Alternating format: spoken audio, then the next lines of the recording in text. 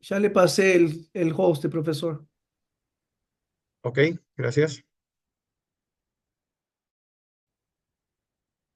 Ya se está grabando, ¿verdad? Sí, ya está grabando, sí. Ok. Bueno, pues entonces empezamos para que no se pierda el tiempo. Bienvenidos, Sergio, Arsenio, Mario, Fabián, Evangelina y Pablo. Mi hermano Mauricio también.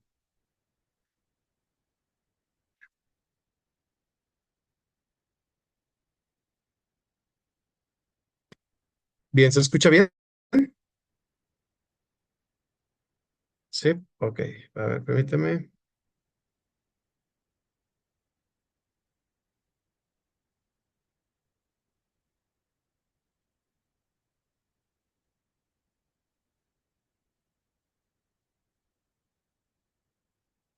A ver, voy a invitar a mi hermano Sergio. Si hace una oración, por favor, para dar inicio.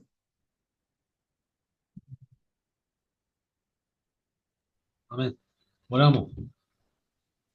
Sí, Padre Santo, te damos gracias por otro día más que nos concedes para estudiar sobre el libro de los Hechos. Gracias por el pastor que nos enseña, por todos los hermanos que participan, que podamos aprender más de tu palabra, Señor Dios Todopoderoso, y la podamos bien. poner por obra, a fin de, Señor, hacer tu voluntad y poder ser útil en tus manos. Te lo pedimos todo en el nombre de Jesús. Bendícenos. Amén.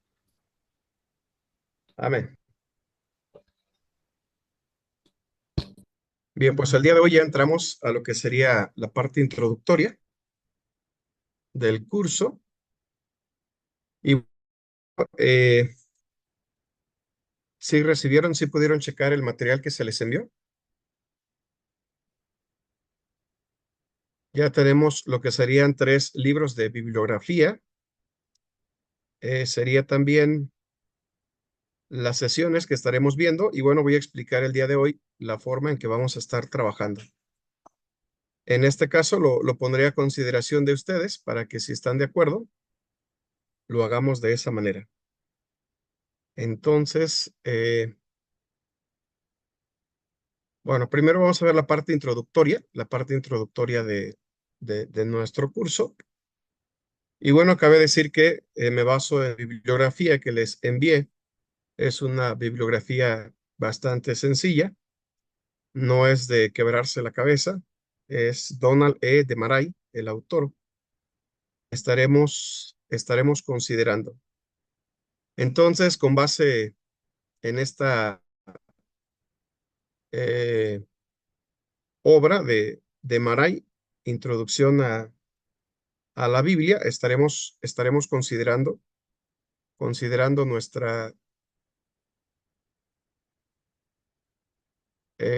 clase. Entonces, a ver, iba a entrar alguien más. Ok. Entonces, eh, bueno, vamos a empezar. Les había comentado también que íbamos a estar trabajando la parte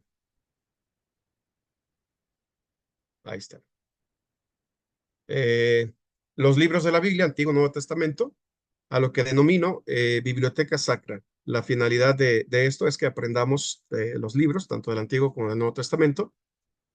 No sé si ustedes ya lo dominen, lo sepan. En caso de que no, pues también nos va a ayudar para poder reforzar este conocimiento.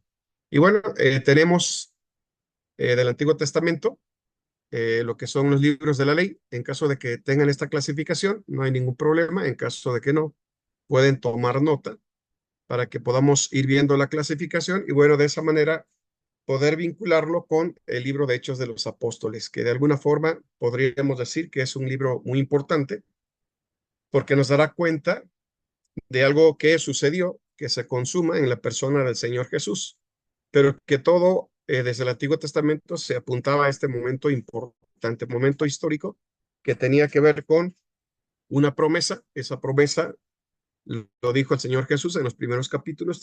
Esa promesa estaba relacionada con el derramamiento del Espíritu Santo sobre toda carne, ¿no? Y entonces empezamos nosotros a ver esto a partir del capítulo 2 de Hechos de los Apóstoles. Y bueno, tenemos en el Antiguo Testamento los libros de la ley son 5: Génesis, Éxodo, Levíticos, Números y Deuteronomio. Luego vienen los libros históricos, que van a ser 12, desde Josué, Jueces y Ruth, considerados también como libros preexílicos. Antes del exilio nos van a hablar estos libros.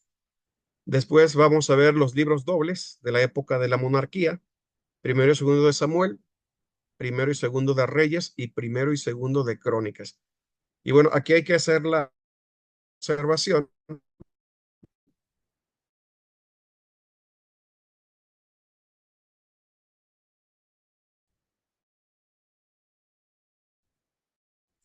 En el Antiguo Testamento tenemos libros. Entonces, estos libros nos van a hablar un poco acerca del tiempo de la monarquía, el tiempo de la monarquía, y veremos ahí precisamente la historia de los reyes.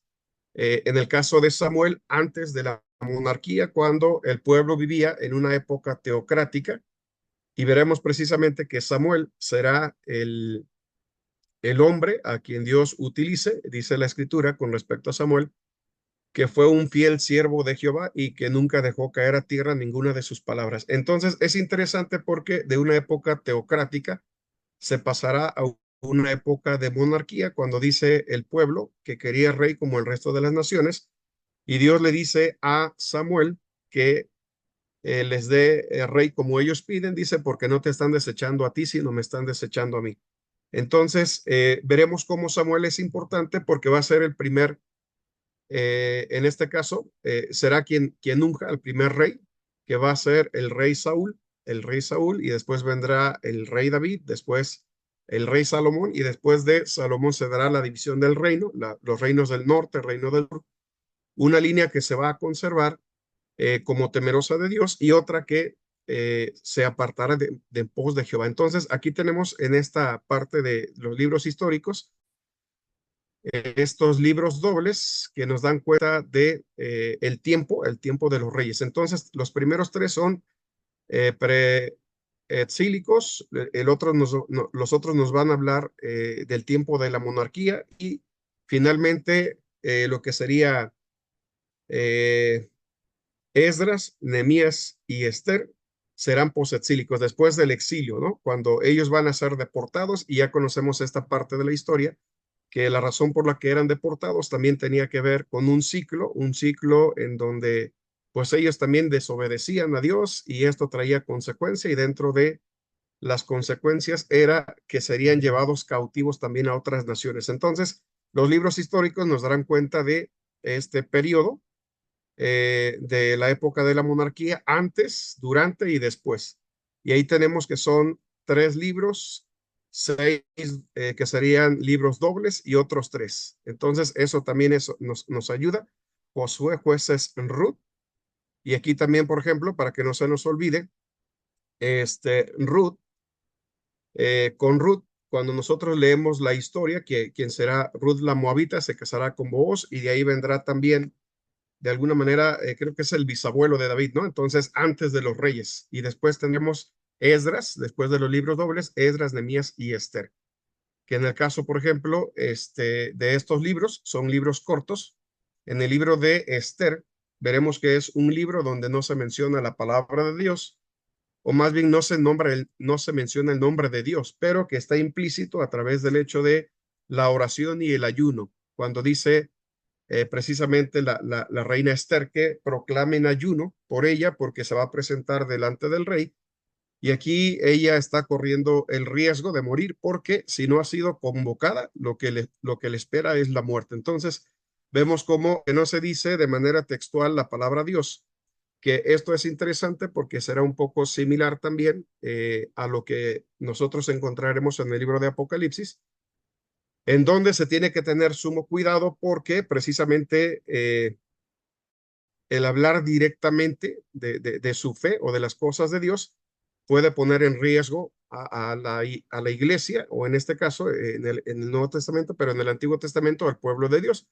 Por lo tanto, se tiene mucho cuidado y vemos que en todo el libro no se habla de Dios como tal, pero que está implícito a través del hecho de la oración y el ayuno, ¿no? ¿A quién se va a clamar? Pues precisamente a quien se clama es a Dios. Entonces, esa parte es interesante, libros históricos. Después viene la parte de los libros poéticos, que tenemos 5, es Proverbios, Eclesiastés y Cantar de los Cantares. Aunque en esta clasificación, el libro de Job más bien podría ser como un libro no tanto poético, sino un libro más de un corte filosófico, porque es lo que nosotros podemos ver en el libro de Job. No tenemos tanto, por ejemplo, construcciones propiamente poéticas, pero en este caso estamos viendo el uso del argumento mediante los diálogos de Job con sus amigos que van a ir a visitarle cuando se encuentra en una situación bastante complicada de salud, y cada uno de ellos dará una disertación, ¿no? Tratando de dar una explicación de por qué le vino esta calamidad y desgracia a Job. Entonces, podríamos decir que aunque entra dentro de la clasificación de los libros poéticos, más bien es un libro filosófico. Y no sé, por ejemplo, cuando ustedes tengan la oportunidad de leer también un poco, ¿no? En la filosofía creo que son los diálogos de Platón. Un poco vemos que lo que vemos nosotros en el libro de Job es algo parecido. Empieza de los amigos de Job que van a visitarlo, tratan de hacer una explicación, hacen toda una disertación y buscan también cuáles son las causas o los motivos por los cuales Job está viviendo esa situación. Y después veremos que hay un tiempo de réplica para Job, en donde él mismo también presenta sus argumentos. Y finalmente, bueno, el cierre del libro es maravilloso porque vemos cómo Dios interviene y es un libro interesante porque es un libro donde encontramos una porción amplia de la escritura, en donde es directamente Dios hablando y dando explicaciones a Job acerca de lo que Dios ha hecho desde el principio. Y Dios empieza a confrontar a Job y empieza también a cuestionarle y a decirle, tú estabas cuando yo hacía esto, lo otro, aquello. Y ahí vemos también, es interesante ver en el libro lo que Dios va mencionando y que va hablando también de diferentes aspectos de la creación, de lo que Dios hizo. De alguna manera podríamos decir que lo que vemos en el libro de Génesis, vemos una ampliación aquí en el libro de Job, donde está dando cuenta de lo que él ha hecho, ¿no? Y menciona dos animales, Leviatán, uno de ellos, y el otro es Behemoth, en el capítulo que sería capítulo eh, 41, capítulo 41, desde el capítulo 40 empieza, empieza Dios, la intervención de Dios, la voz de Dios desde el 38. Dice entonces, respondió Jehová a Job desde un torbellino y dijo, y ahí empieza. Si vemos todo el capítulo 39, 38, capítulo 39, hasta lo que sería el capítulo 40 y 41, son capítulos en donde es Dios directamente el que habla, y esto no lo encontramos en ninguna otra parte de la Biblia. Tenemos intervenciones de Dios que son muy puntuales, donde es la voz de Dios hablando, incluso cuando él habla con Moisés. No vemos una porción del Pentateuco en donde haya una intervención así de Dios como lo encontramos en el libro de Job, ¿no? Y eso es interesante porque se dice del libro de Job que pudo haber sido escrito mucho antes que el Pentateuco, y hay algunos que discrepan y consideran que pudo haber sido escrito en un hebreo antiguo, aunque posterior a los libros de la ley, ¿no? Entonces, es interesante porque también en el libro de Job vemos que no ubica la época, sencillamente, bueno, habla de un hombre llamado Uz, que si nosotros lo rastreamos un poco a Uz, veremos que está mucho antes de Abraham. Y es una parte interesante dentro de la genealogía que nosotros podemos rastrear en el libro de Job. Y bueno, aquí cobra relevancia también la cuestión de la genealogía, porque podemos ubicar a este hombre llamado Uz, que está mucho antes de Abraham. Entonces, en ese sentido, podemos decir que la época en la que se escribe este libro pudo haber sido incluso antes del mismo Moisés, o como también se considera que pudo haber sido escrito en un hebreo antiguo, aunque posterior a los libros de la ley. Entonces, es interesante esta parte en el libro de Job.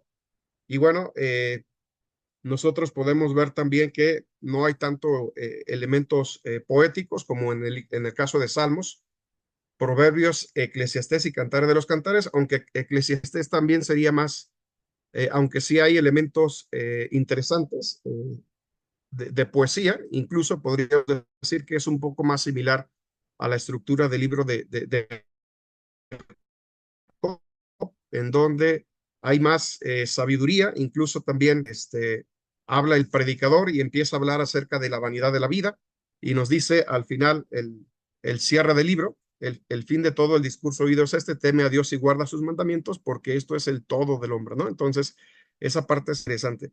Y bueno, los profetas mayores, la siguiente clasificación: mayores por la cantidad de escritos, capítulos que tiene cada uno de ellos, y ahí vemos al profeta Isaías, Jeremías, Lamentaciones de Jeremías, Ezequiel y Daniel. Entonces, después la clasificación: profetas menores, igual se llaman así porque sus escritos son menores, son 2 capítulos, 3, 4 capítulos, a diferencia, por ejemplo, del profeta Isaías, que habla, es un total de 66 capítulos en lo que es el libro de Isaías, ¿no? Y así también en el caso de Jeremías. Entonces, aquí esta parte también a veces se nos complica un poco cuando nosotros tratamos de decirla de memoria, eh, empezando desde, bueno, Oseas, Joel, Amós, Abdías, luego Jonás, Miqueas, Nahum, Habacuc, Sofonías, Ageo, Zacarías y Malaquías, ¿no? Entonces son los 2 profetas menores. Y bueno, esto es interesante porque decíamos como el libro de Hechos de los Apóstoles es un libro en donde las profecías dadas en el Antiguo Testamento van a tener cabida en este momento histórico, en donde ya se sabe acerca de la vida de Jesucristo. Empieza también la iglesia, empieza la iglesia también a crecer, se van sumando a el cristianismo, que en ese momento no se conocían de esa manera. Dice la escritura, eran conocidos como los del camino, y a estos era a los que el apóstol Pablo, bueno, Saulo anteriormente perseguía, y vemos que cuando Cristo le sale al encuentro, cambia su vida, su visión de las cosas, y entonces Dios mismo dice algo interesante: instrumento escogido me es este para anunciar mi nombre, ¿no? Entonces, veremos cómo aquí la parte de la persona de Pablo va a ser una persona clave dentro de lo que seguirá después del establecimiento de la iglesia, y se va haciendo la conformación de los oficiales. El capítulo 6 de Hechos nos da cuenta de ello. Ya están los ancianos, están los apóstoles, ahora los ancianos que estarán al frente de la iglesia enseñando también la palabra de Dios, y vemos en Hechos capítulo 6 la conformación de oficiales que serán los diáconos de iglesia, ¿no? Se da una situación, una discrepancia, y de alguna forma esto pudo haber sido un obstáculo para la obra de Dios, por esta disputa que se da con respecto a un tema muy sencillo que tiene que ver con la atención de las mesas. Y entonces los mismos apóstoles dicen: no es justo que nosotros dejemos la palabra de Dios por atender a las mesas. Entonces, ahí lo menciona la Biblia, lo que sucedió. Había también murmuración. En este caso, habla de los griegos y los hebreos en cuanto a la distribución de los alimentos. Y bueno, esto va a dar como resultado que se elijan los diáconos de iglesia, quienes se van a encargar también de el cuidado material de las cosas de Dios. Y en ese sentido también lo que dice la escritura, los requisitos, quiénes son. Y aquí veremos cómo esto también es importante porque la iglesia tiene muy en claro el objetivo, y aquí la vinculación de todo esto que estamos diciendo. La gran comisión tenía que ver con un propósito específico: ir por todo el mundo y predicar el evangelio. Y en ese sentido, entonces, esto pudo haber sido un factor que distrajera a los apóstoles de su objetivo principal, que tenía que ver con la proclamación de la palabra, y que así lo dicen también: no es justo que nosotros dejemos la palabra de Dios para servir a las mesas. Y entonces aquí veremos esta parte de la conformación de los primeros diáconos, y que bueno, hasta nuestros días también se continúa con estos oficiales, al menos en el caso, por ejemplo, de la iglesia presbiteriana. Están ancianos de iglesia que se encargan del cuidado espiritual de la iglesia, los diáconos de el aspecto material, y el pastor, que es en este caso el ministro de la palabra y de los sacramentos, ¿no? El que está como pastor, el que está como, aunque bueno, juega un papel similar al de anciano, pero hay ciertas cosas que un anciano de iglesia como oficial no puede hacer. Por ejemplo, el impartir la comunión, dar la bendición al pueblo de Dios, no puede casar. Entonces, el pastor sí lo puede hacer de una forma amplia, puede trabajar y ministrar a la iglesia.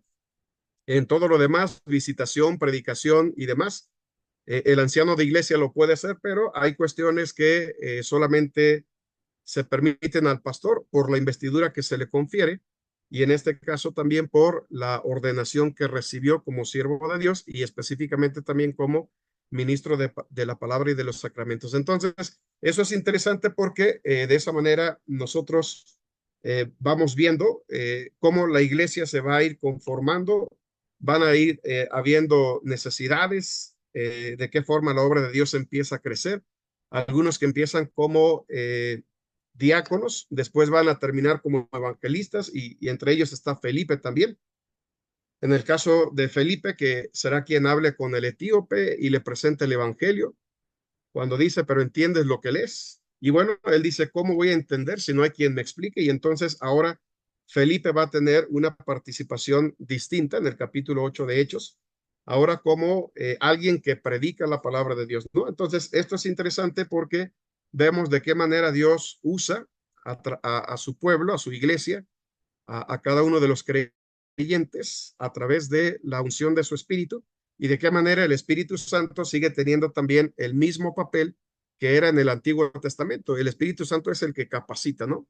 Es el que capacita, y que de esa manera también el Espíritu Santo es, lo vemos desde el Antiguo Testamento, por ejemplo, en el caso de Aholiab y Bezaleel, que eran dos jóvenes a quienes Dios capacitó por su espíritu, y lo dice así la escritura: los capacita para que lleven a cabo la construcción del tabernáculo de reunión.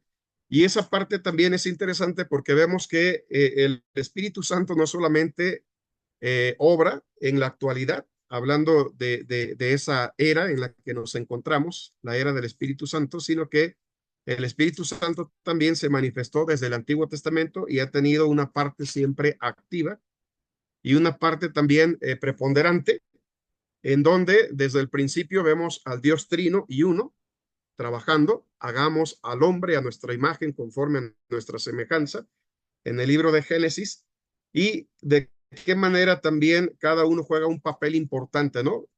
Nos habla Génesis desde el capítulo 1: en el principio creó Dios, y el Espíritu de Dios se movía, dice, sobre la faz de las aguas. Y bueno, todavía no aparece Jesucristo como tal, pero estamos viendo la acción del verbo, que también Juan nos lo va a recordar. En el principio era el verbo, y el verbo era con Dios, y el verbo era Dios. Entonces, es interesante cómo la Biblia da cuenta de un Dios que actúa siempre de manera conjunta. Y si lo relacionamos también, por ejemplo, con Pedro en su carta, veremos que Pedro es el que también hace una definición específica, en donde dice en su primera carta cómo el Padre elige, el Espíritu Santo santifica, y el Hijo es el que compra con su sangre. Entonces, ya nos da una definición muy puntual acerca de cuál es la función de ese Dios trino y uno, que no tienen la misma función, sin embargo, sabemos que tienen la misma sustancia, el mismo poder y la misma gloria. Lo que los va a hacer diferentes será la función que cada uno de ellos desempeñe, pero que siempre han estado actuando, interviniendo de manera conjunta.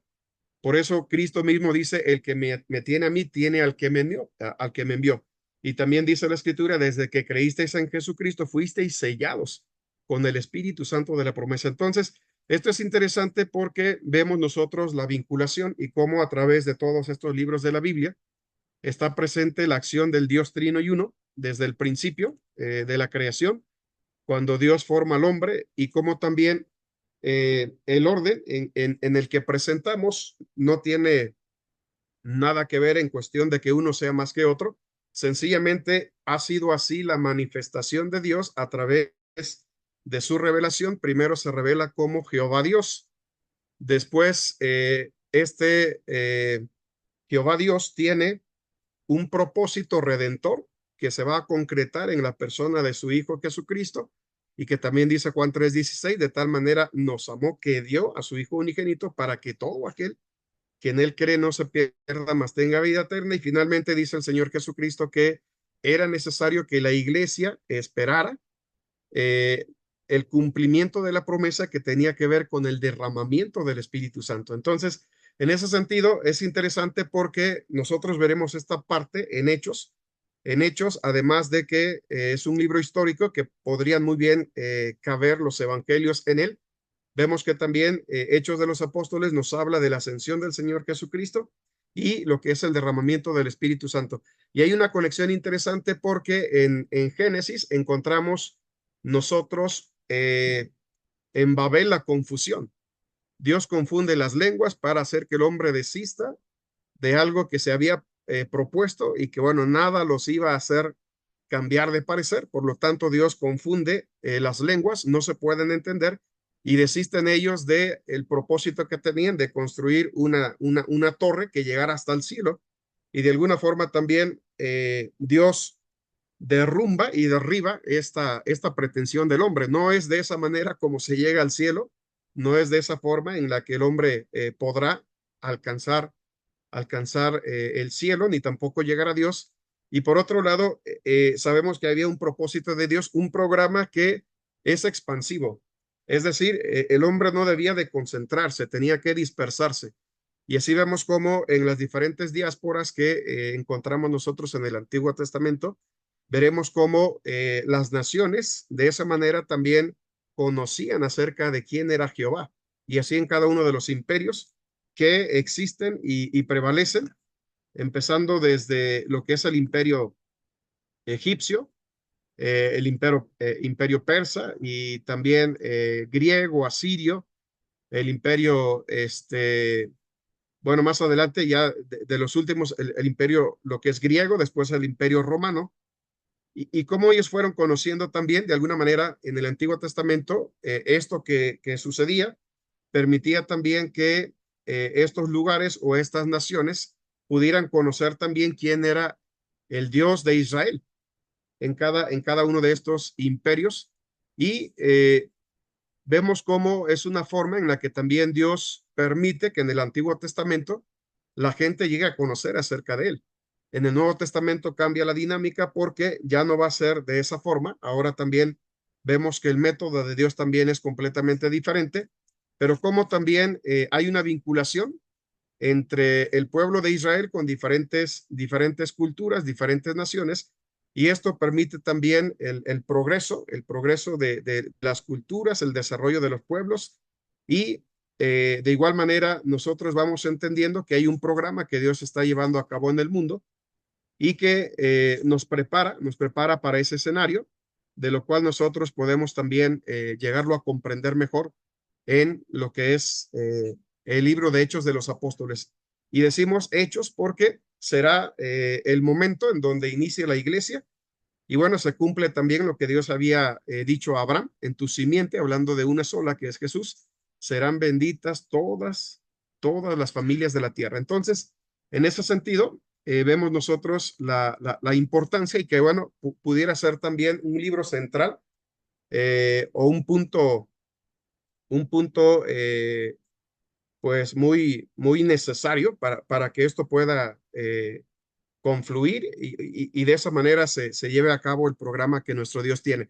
Y bueno, después de Hechos de los Apóstoles, veremos entonces cómo en las cartas paulinas el apóstol Pablo va a diferentes lugares predicando también el Evangelio, las buenas nuevas de salvación, Y de esa forma, no solamente Dios muestra que lo que Él tiene es para el pueblo de Israel, el pueblo escogido, sino que hay un proyecto con todas las naciones, con todos los pueblos de la tierra. Y bueno, en ese sentido, vemos cómo cobra también relevancia lo que hace el apóstol Pablo, ¿no? Entonces, después de los profetas menores, viene los libros históricos, se concreta el programa o el plan de Dios a través del nacimiento de su hijo, la redención de la humanidad, se lleva a cabo también lo que es esa salvación que era necesaria por cuanto un hombre fue el que pecó, un hombre debía de pagar el precio, nadie lo pudo hacer, solamente el único que puede llevar a cabo esta gran encomienda es el Señor Jesús, que no solamente es Dios, sino también es hombre, y por eso se habla de él como el infinito Dios hombre, porque era necesario que el Redentor fuese 100% humano, pero también 100% divino. Y nadie más tiene estas características, sino solamente el Señor Jesús. Y en ese sentido es el único que puede llevar a cabo el programa de redención o el plan de redención. Y en ese sentido, entonces, bueno, los evangelios nos dan cuenta de ello, Mateo, Marcos, Lucas y Juan.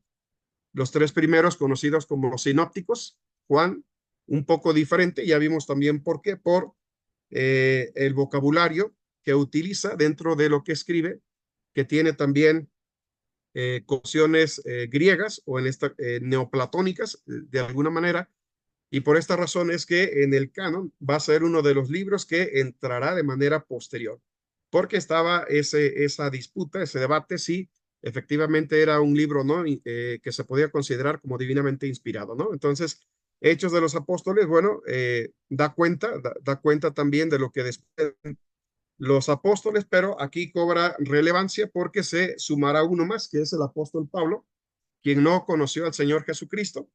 Sin embargo, vemos cómo el Señor se le manifiesta y de qué forma también le revela cosas que a otros no les fueron dadas, reveladas. Y en este caso es interesante porque se podría creer incluso que, como algunos han señalado, ¿no? Equivocadamente, eh, pensando que esta cuestión es un invento de los apóstoles o incluso que es una forma de control de las masas a través de manipular las mentes de las personas. En el Antiguo Testamento, dice Ríos, es uno de los escritores que critica en ese sentido el cristianismo y señala que en el Antiguo Testamento fue Moisés, en el Nuevo Testamento es Pablo, pero aquí lo interesante es que Pablo no conoce directamente a Jesús, él lo conoce mucho después y es el mismo Señor Jesucristo, el Jesucristo resucitado, quien hablará directamente con Saulo y pues lo deja ciego cuando iba a él con el propósito de perseguir cristianos, porque eso se dedicaba y creía que estaba haciendo lo correcto. Y entonces el mismo Señor Jesucristo le dice, Saulo, Saulo, dura cosa te es dar cosas contra el aguijón. Y es entonces cuando Saulo queda ciego y tiene ese encuentro personal con Jesús. Y a partir de ese encuentro, bueno, la pregunta que él hace, ¿qué quieres que yo haga, no? Y entonces él le dice, vete a tal lugar porque ahí se te dirá lo que tienes que hacer. Y vamos a ver entonces aquí el cambio, la transformación de esta vida, de ser un perseguidor ahora a un hombre que va a proclamar el evangelio. Entonces, Hechos nos da ese preámbulo, es el vínculo entre los apóstoles que estuvieron con Cristo y ahora de un apóstol que se suma, que es Saulo, ahora va a ser Pablo, el apóstol Pablo, y quien va a llevar también el Evangelio a diferentes partes del mundo y de ahí vienen las cartas paulinas que escribe a las diferentes iglesias, Romanos, primero y segunda de los Corintios, la iglesia en Galacia, en Éfeso, en Filipos, en Colosas, en Tesalónica, al joven Timoteo también, que son dos cartas, a Tito y a Filemón. Entonces, en las cartas paulinas nosotros encontramos las cartas que dirige a iglesias, que es desde Romanos hasta la carta a los tesalonicenses, son 9 en total, y después 4 que van a ser dirigidas a individuos, ¿no? A Timoteo, es carta a Timoteo, primera y segunda A, no D, sí, a Timoteo, porque no, Pablo las escribe al joven Timoteo, no que Timoteo los haya escrito, no, primera de Timoteo es como si Timoteo las hubiera escrito, más bien es a Timoteo, es del apóstol Pablo al joven Timoteo. Y a Tito también y a Filemón. Son 3 individuos, pero son 4 cartas, 2 a Timoteo, una a Tito y otra a Filemón. Y bueno, ya después las cartas generales, Hebreos, Santiago, primera y segunda de Pedro, primera, segunda y tercera de Juan y Judas. Cartas generales porque no tienen un destinatario específico. En este caso se dirigen a iglesias que están en diferentes puntos geográficos y en ese sentido, tan solo, por ejemplo, cuando nosotros leemos en la carta del apóstol Pedro, cuando él hace la salutación, el saludo al principio, menciona precisamente los diferentes lugares a quien dirige la carta. Dice Pedro, apóstol de Jesucristo, a los expatriados de la dispersión, y aquí viene la lista, en el Ponto, Galacia, Capadocia, Asia y Bitinia. Entonces, es una carta que se dirige a diferentes grupos de creyentes en el Ponto, Galacia, Capadocia, Asia y Bitinia. Entonces, de ahí el término de cartas generales, no tienen un destinatario específico, sino que se comparten a iglesias en diferentes puntos geográficos. Entonces, por eso, a diferencia de las cartas paulinas que les escribe un mismo autor, el apóstol Pablo, aquí tenemos Hebreos igual. Hay la disputa si Hebreos fue escrita por Pablo, que hay algunos elementos que se pueden considerar como paulinos dentro de su escritura, o bien que haya sido dictada por Pablo, escrita por alguien más. Pero bueno, finalmente, incluso los padres de la iglesia no definieron esta cuestión, así que difícilmente nosotros podremos en este caso aseverar y decir que si la escribió no el apóstol Pablo, pudo haber sido dictada por él, porque si vemos había un problema en sus ojos que seguramente se fue agudizando con el tiempo y que después el apóstol Pablo no fuera capaz de ver y por lo tanto necesitaba que alguien le ayudara. Pero bueno, el conocimiento lo tenía porque era alguien que estaba muy instruido en aspectos del Antiguo Testamento y que si nosotros vemos en el caso de la carta a los Hebreos, es una carta importantísima porque es un dominio tremendo en la carta de aspectos rituales y aspectos simbólicos del Antiguo Testamento. Entonces, Pablo dominaba esto y además tuvo uno de los grandes maestros que fue Gamaliel, fue instruido a los pies de Gamaliel y por lo tanto era alguien que dominaba muy bien lo que es el Antiguo Testamento. Entonces, en ese sentido, no sé si en el caso de Apolos hubiera estado al mismo nivel de conocimiento y de dominio que Pablo, pero bueno, no se habla nada de que Apolo la haya escrito, sino más bien que haya sido Pablo, pero que tal vez él la dictó, pero otro más la escribió. Pero veremos que es una riqueza interesante, Hebreos en elementos del Antiguo Testamento, símbolos, y está hablando también de figuras, de sombras, incluso también, si vamos nosotros leyendo la carta, es interesante, ¿no? Como dice en el capítulo 9, que era necesario que hubiese derramamiento de sangre, porque si no hay derramamiento de sangre, no hay perdón de pecados, ¿no? Entonces, ahí está hablando de elementos y prácticas rituales propiamente que se hacían en el Antiguo Testamento. Entonces, si nosotros quisiéramos leer alguna carta con elementos cargados del Antiguo Testamento, Hebreos es una carta interesante que vale la pena también profundizar en ella y poder también adentrarnos a ver cómo se vincula estos elementos del Antiguo Testamento y cómo tienen su cumplimiento en el Nuevo Testamento, pero específicamente hablando acerca del Señor Jesucristo y también de su obra de redención. Entonces, de ahí la importancia de esta carta.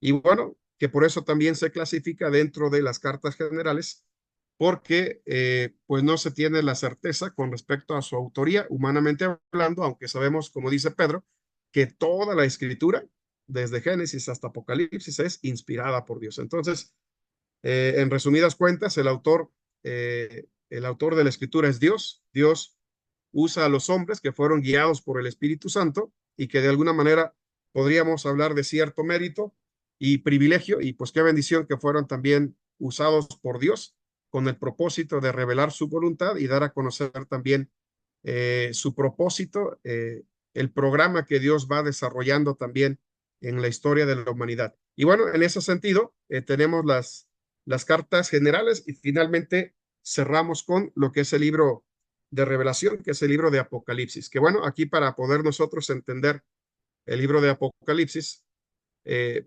podemos decir que el libro de Apocalipsis es como una especie de embudo, ¿sí? La parte última del embudo, en este caso, sería el libro de Apocalipsis y lo demás, la parte amplia, pues es el resto de la Biblia, ¿no? Necesitamos comprender nosotros, tener un panorama general de toda la revelación de Dios para poder hacer una correcta interpretación y una buena exégesis también de el libro de Apocalipsis, que es un libro cargado de simbolismos, pero que también es un libro completamente intertextual, es decir, el libro de Apocalipsis juega una relación importantísima con el resto de los libros de la Escritura, tanto de los libros del Pentateuco, los libros históricos, profetas, tanto mayores como menores. Entonces, hay una interesante relación. Estamos hablando como un tejido. Si nosotros jalamos un hilo de una tela, entonces ese hilo está por toda la tela y si lo jalamos de un lado, veremos cómo corre a través de toda ella. Entonces, en ese sentido, nosotros necesitamos entender y conocer también lo que se dice en los otros libros para poder tener una comprensión del libro de Apocalipsis.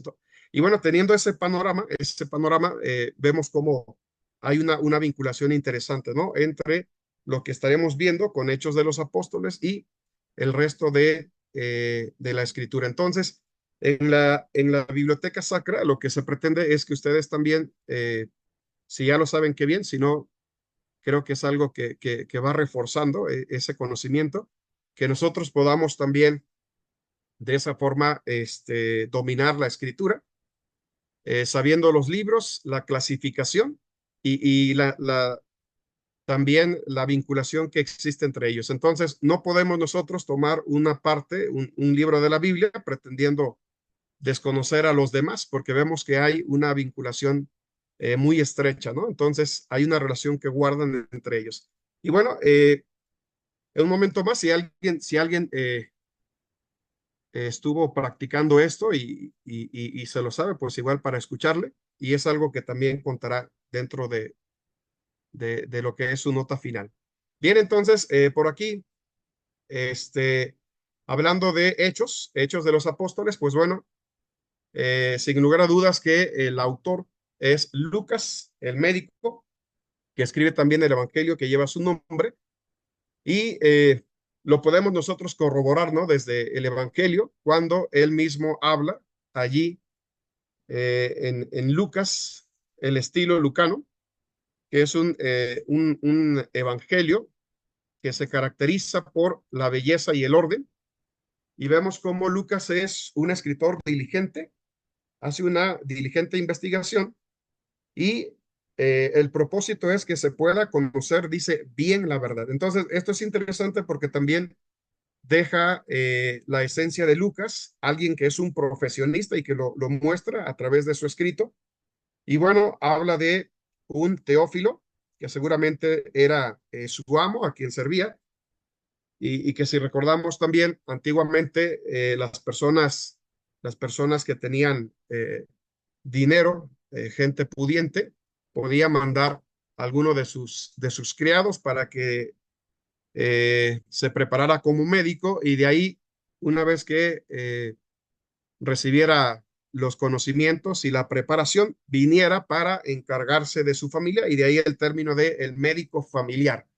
Originalmente era así, era el médico que se mandaba para que se preparara, pero que después tenía que venir con su amo y ser el médico para atender a la familia, ¿no? Entonces, Lucas en este sentido dirige el evangelio que lleva su nombre a Teófilo y dice para que conozcas bien la verdad de las cosas en las cuales has sido instruido. Y bueno, hay algunas cuestiones que hacen ver que efectivamente es el autor. Por ejemplo, las palabras que se encuentran en Lucas. Hay también palabras que vamos a encontrar en Hechos, que no se encuentran en otra parte de la escritura. Y bueno, eso confirma la autoría de Lucas como En este caso, el escritor de ambos, Lucas y Hechos de los Apóstoles. Y aquí, sobre todo, por la experiencia médica, por ejemplo, hay cuestiones que Lucas menciona que tienen que ser cuidados que María debe de tener una vez que da a luz al Señor Jesús. Entonces, hace referencia también que se queda en casa cuidándose, y en este caso lo menciona, ¿no? Lo menciona a diferencia de los otros evangelios. Y aquí vemos también la visión de médico, y lo dice porque lo sabe, tiene el conocimiento, y bueno, también habla, por ejemplo, de aspectos como la esterilidad en el caso de Lucas, ¿no? Aspectos interesantes, y que bueno, hacen ver también su visión como médico, ¿no? Entonces, estas cuestiones son interesantes. También vemos cómo, bueno, hay un vocabulario que es más técnico, hay una belleza, un orden dentro de su escritura, y vemos cómo también algo importante es el énfasis, el interés hacia los niños, las mujeres, enfermos, los pobres, pero especialmente también hacia el pueblo gentil, porque Lucas es también gentil, y por lo tanto su evangelio va enfocado hacia los gentiles. En el caso, por ejemplo, en el caso de Mateo, veremos que Mateo escribe teniendo en mente a los judíos. Mateo es más sistemático. En el caso, por ejemplo, de Marcos tiene un enfoque también diferente. Eh, por ejemplo, él como evangelista, Lucas es pensando en los gentiles,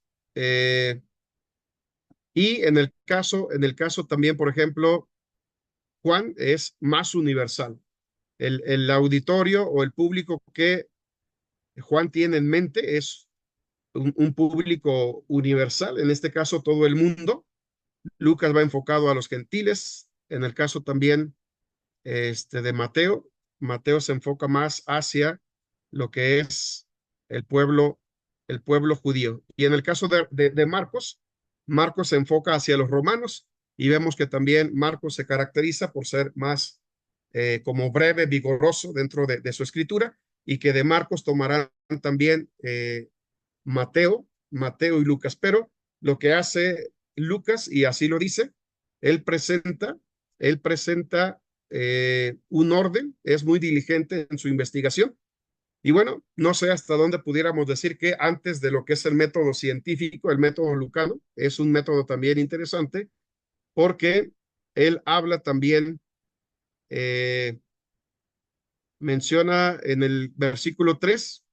Dice, me ha parecido también a mí, después de haber investigado con diligencia, hace una investigación diligente, todas las cosas desde su origen, se va al principio, el origen de las cosas, escribírtelas por orden, oh excelentísimo Teófilo. Entonces, eso es interesante también en Lucas, y bueno, vemos que también pone de manifiesto su preparación como médico. A diferencia de los demás, por ejemplo, Mateo era cobrador de impuestos. En el caso también Lucas, médico. Juan Marcos, pues fue un joven que de alguna manera gozaba de una condición económica favorable, y bueno, en ese sentido, Juan Marcos es el primero que escribe el Evangelio y da cuenta acerca de la vida, obra y lo que es el ministerio del Señor Jesucristo. Y bueno, probablemente la fecha en la que se escribe este Evangelio fue un poco después de que se escribió también Hechos, un poco después de que se escribió el Evangelio. Y bueno, aquí menciona que pudo haber sido el año 60 después de Cristo. Hechos fue redactado mucho después, y bueno, en ese sentido también, por eso Hechos, cuando nosotros leemos, dice ahí también en Hechos de los Apóstoles, el principio, hace la vinculación también Lucas, diciendo lo siguiente, y bueno, eso es interesante. Dice, en el primer tratado, oh Teófilo, hablé acerca de todas las cosas que Jesús comenzó a hacer y a enseñar. Entonces, en el primer tratado. Y bueno, poco después fue escrito el Hechos de los Apóstoles. Y además, si en el caso de lo que es el Evangelio se escribe en el año 60, en el 64 probablemente fue la fecha en que se escribió Hechos de los Apóstoles. Y bueno, aquí como dato sería bajo la persecución de Nerón. En esa época, Lucas escribe también este libro. Y bueno, lo que vemos aquí, por ejemplo, es el encarcelamiento de Pablo en Roma, que se dio en el año 60, 61 después de Cristo. Entonces, por esa cuestión se puede decir que eh, Hechos de los Apóstoles se pudo haber completado o se pudo haber escrito entre el año 61, 64 después de Cristo. Entonces, si uno se escribe en el 60, no se sabe con certeza si, bueno, cuánto tiempo lo hace Lucas, si en 1, 2, 3 años, pero lo cierto es que en el 64 ya estaba el libro de Hechos de los Apóstoles, en el 60 ya existía lo que era el Evangelio que lleva su nombre de Lucas, ¿sí? Entonces, bueno, el destinatario,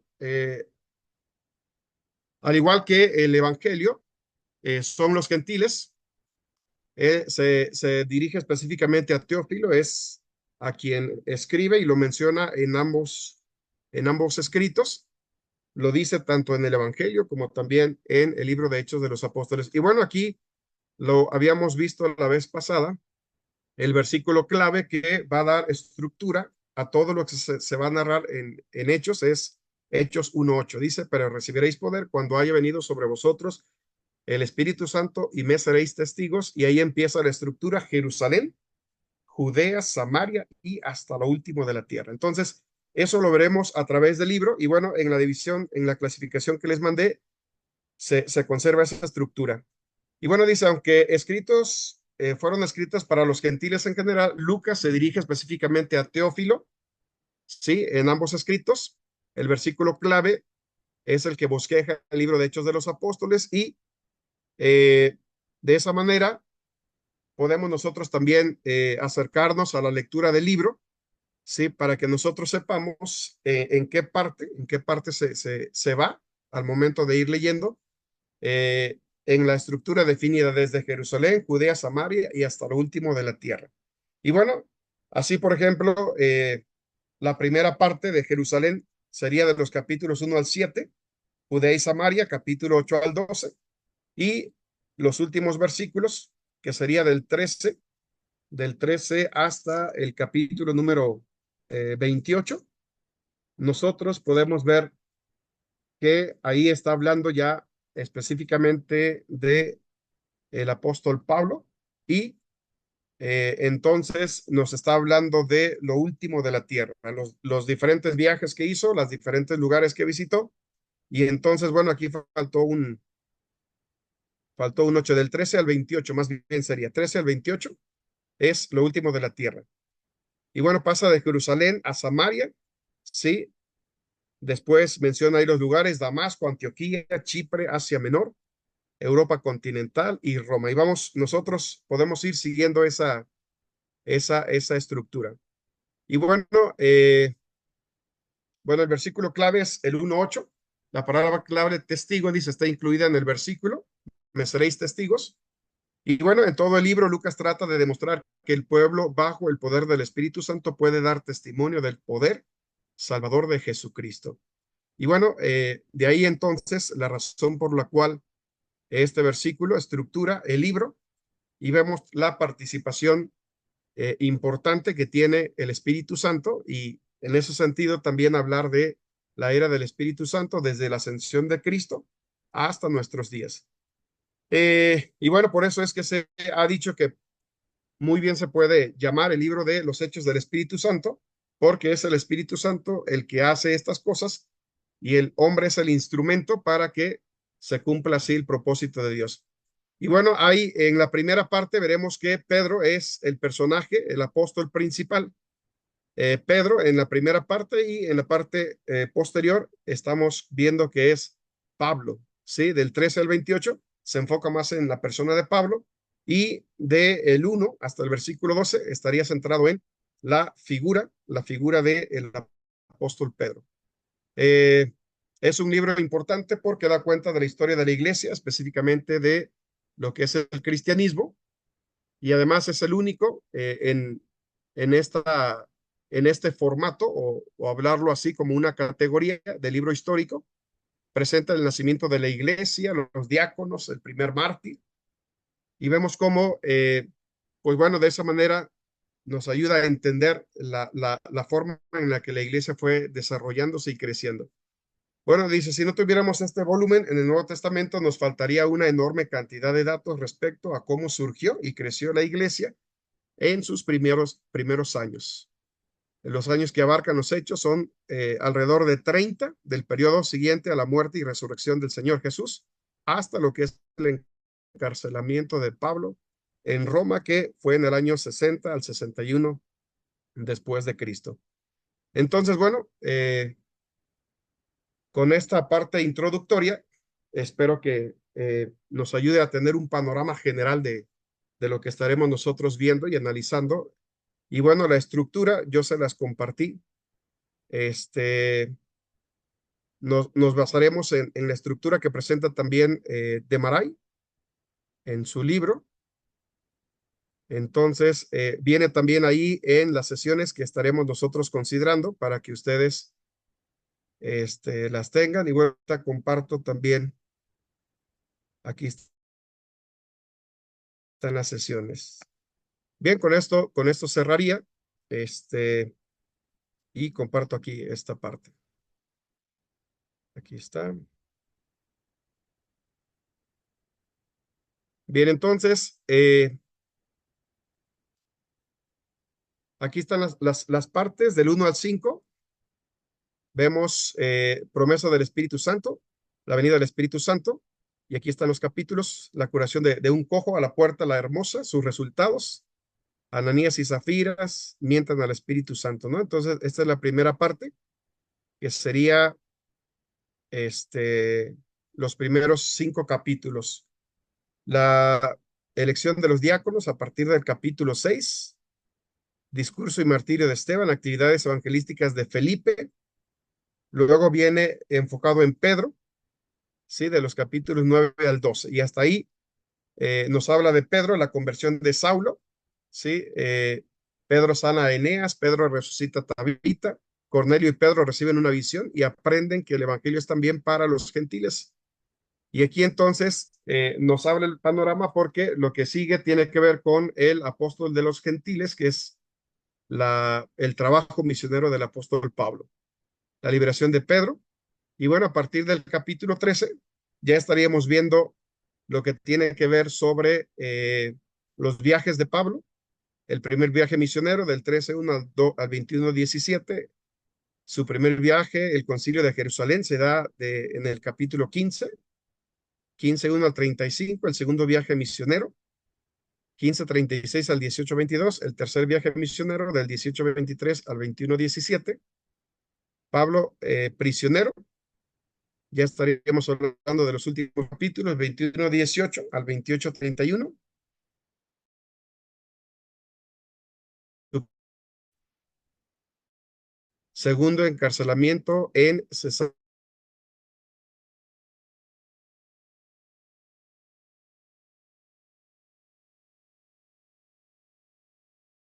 del 23:31 al 26:37 y 28. Entonces, de esa manera llevaremos a cabo nuestras sesiones. Y bueno, ahí están marcadas qué estaríamos abarcando en cada sesión. El día de hoy estamos en lo que es nuestra tercera sesión, introducción al libro de Hechos, y bueno, la presentación de esta calendarización. Entonces, aquí los trabajos que van a entregar ustedes, aquí vienen ya las fechas. Sería la hojita Todo sobre mí, el reporte de Báez Camargo, una exposición introductoria a cada una de las sesiones. Ya envié el material tanto de el comentario bíblico de Mundo Hispano como el de Maray. Y aquí la idea es que si alguien quiere participar, lo puede hacer a través de una diapositiva como una introducción a la clase, o al menos la sección, que es lo que comprende, que sea alrededor de 10.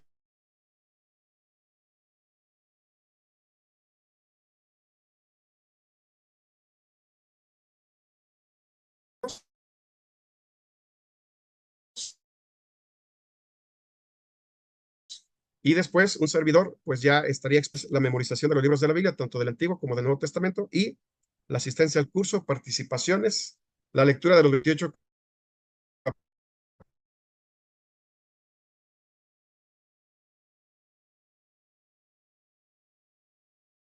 capítulos Se te está cortando mucho, Félix. del libro de Hechos.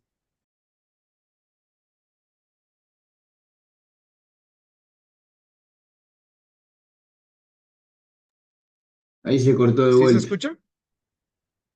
Ah, ok, se cortó. ¿Ahí se escucha? Sí, ok. Bueno, estaba viendo lo de las sesiones y la calendarización. La última parte tiene que ver con los viajes misioneros de Pablo. Y bueno, los aspectos, las tareas que van a entregar, la fecha límite y la invitación también, si alguien quiere participar a la introducción de cada sesión, unos 10 minutos para que explique sobre lo que veremos. Aquí pueden tomar el libro de el comentario bíblico y de Demaray. Hacemos una pequeña introducción con diapositivas y eso les contaría también a los que participen. Y bueno, de esa manera se daría ya lo que sería una calificación final. Entonces, no sé qué les parece. ¿Están Profesor, de acuerdo? ¿Proponen alguna? Sí, yo tengo una consulta. adelante.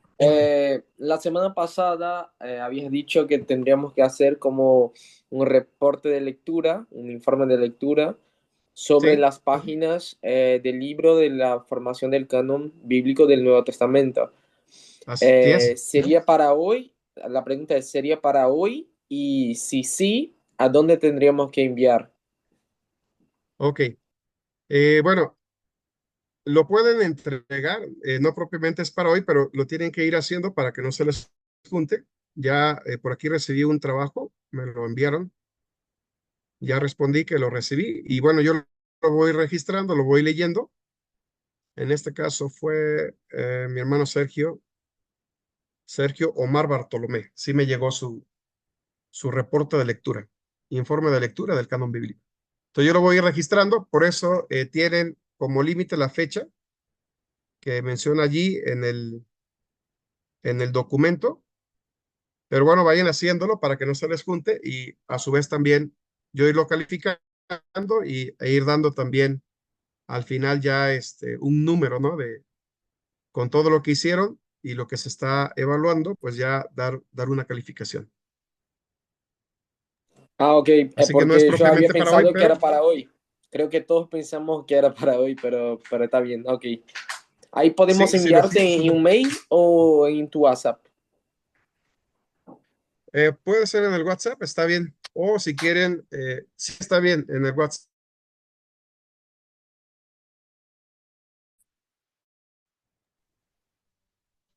Pastor, ¿me No hay escucha? ningún problema. Sí, adelante. Ese Sí, resumen que recién mostraba lo va a pasar por WhatsApp para tener la guía, lo que estaba mostrando recién, de las entregas y todas las sesiones. ¿cuál? Ah, Sí. lo que acabo de demostrar.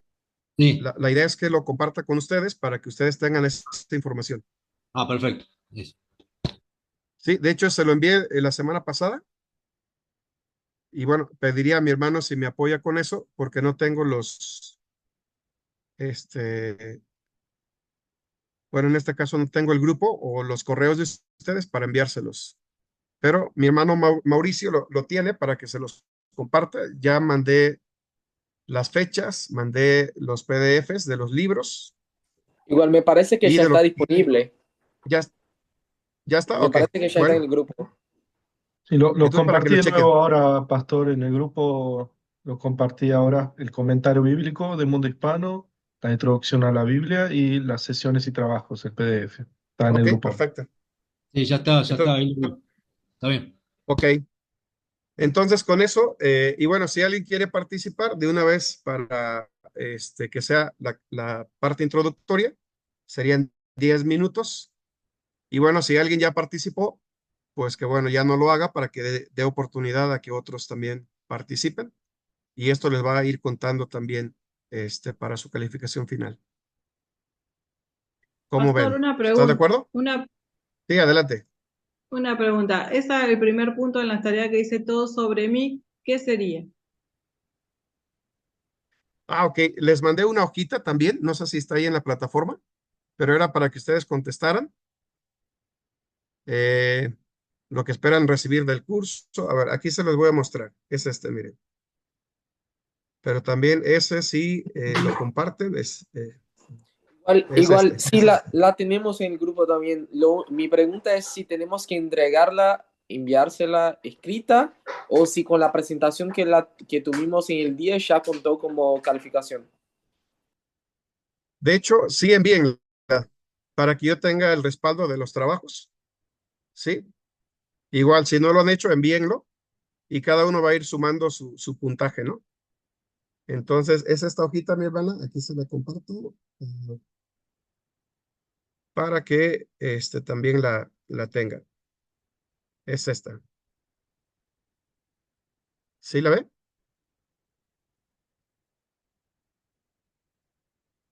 Ok, ¿es esta? Si la había Era de visto y no presentación. entendía. Sí, sí, la vi y ¿Sí? no entendía de qué se trataba. Bueno, Es gracias, esta. pastor. Gracias. Sí. Esas está en el grupo, también la van a contestar, me la envían y voy haciendo el registro de cada tarea, de cada uno de ustedes. Bien, entonces, ¿qué les parece la calendarización? ¿Estamos de acuerdo o proponen algún cambio? Porque estamos ya sobre tiempo.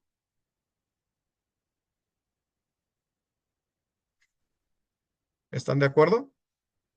Sí, Félix, una pregunta más. Sí, sí, sí. Ahora Mario repasaba que el informe de lectura él dijo sobre el Nuevo Testamento y yo hice algo, pero es sobre todo el canon bíblico, perdón, el informe de lectura sobre la parte del canon bíblico del Nuevo Testamento y en realidad el archivo que leímos abarca 3 etapas.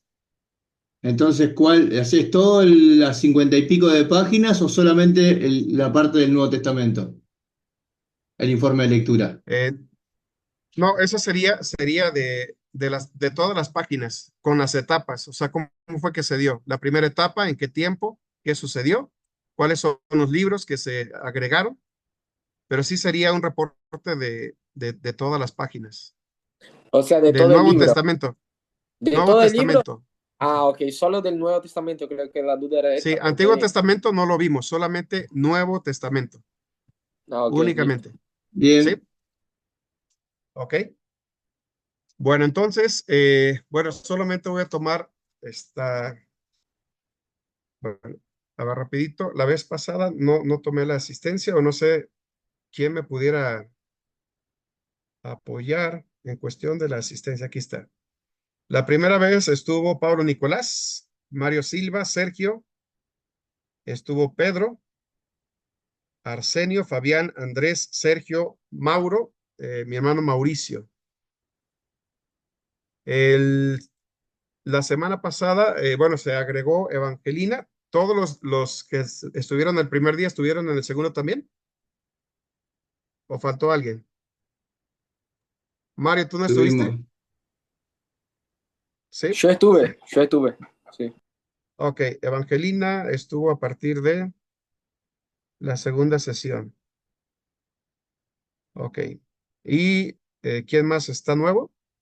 Ah, Igor también se agregó la semana pasada, ¿verdad? Sí, profe. Igor, ok. En la semana pasada, Igor.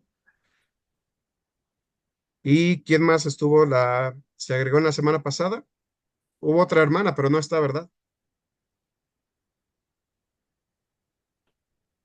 No, ok. Bueno, Sí, entonces, creo Evangelina, que Islena, creo. ok. Bueno, entonces, En la segunda sesión sí estuvieron, Miguel Ángel sí estuvo. Segunda sesión, la semana pasada, Y no me acuerdo. Miguel Ángel, ¿no? no sé. Bueno, Pablo Nicolás sí estuvo. Sí, profesor. Sí. Sí. Mario Silva, Sergio Creería que también. Pedro, ok. Fabián, Sí, sí, estuve, sí. Andrés, ok. Sergio, Mauro, Mauro no está, ¿verdad? Ahora, ok. Bien, entonces, ¿alguna pregunta? profesor, creo que Miguel, revisando ¿Dudas? acá, sí, sí estaba en la clase 2. Miguel. Ok, perfecto. Arsenio, está Evangelina. Entonces, ¿dudas sobre lo que van a hacer?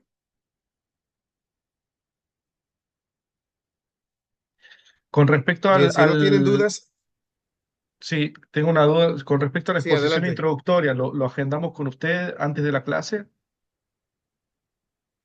Sería de una vez para que ya sepamos y bueno, no haya problema en que no supe o de una vez que ya quede, si alguien quiere es voluntario, pero bueno, cuenta también para su calificación, así que vale la pena. Perfecto. ¿Alguien se anima?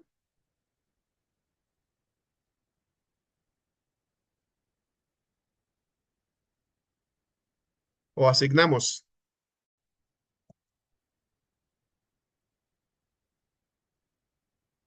A ver, ¿quién dice yo? ¿Puede ser para Únicamente van a cualquier ver sesión? sí, pero bueno, en este caso, no sé, la siguiente, ¿alguien le gustaría? ¿La siguiente sesión? Sí, sí, yo lo hago, profesor. Ok, Pablo. Ya que pregunté, me voy a animar. Bien, entonces, Pablo tendría la parte introductoria.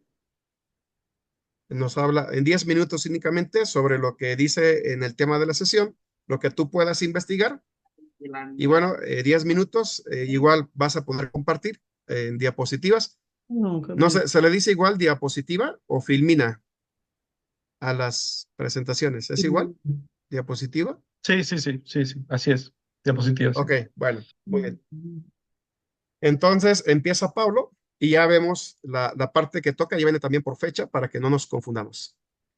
Entonces, si no hay más, por mi parte sería todo. Yo les agradezco mucho. Espero que les haya sido de bendición lo que hemos visto el día de hoy. Igual voy a compartir la diapositiva que les presenté para que ustedes también, si les sirve, pues se las envío también. Bien. Ok, entonces, si alguien nos despide, por favor, en oración. Vamos a invitar a Igor. Bueno, ahora entonces, Señor Dios, gracias te damos por esta clase, Dios. Gracias por tanto conocimiento, Señor, que fue distribuido hasta nosotros, que por mediante a su Santo Espíritu esté ministrando en nuestros corazones, en nuestra mente, todo este conocimiento. Queremos te dar gracias, Señor, por la vida del profe, del pastor que está tan empeñado en enseñarnos, que nosotros, Señor Dios, podamos dar seguimiento a este aprendizado durante la semana también, con diligencia, con sabiduría, y que todo eso sea para tu gloria, Dios. Sea para tu gloria, para la gloria de tu iglesia, mi Dios. Y eso que te pido en nombre del Señor Jesús. Amén. Amén. Amén. Solamente Ok. el nombre de la hermana que estuvo la semana pasada, ¿cuál es? Islena Rayane, creo. Islena. Sí. Islena, ok. Ok. Islena. Perfecto. Sí, para registrarla. Bueno, pues entonces muchas gracias. Muchas gracias, Nos profesor. vemos en la próxima semana. Nos Dios vemos. mediante. Que el Señor los Bendiciones, bendiga. chao.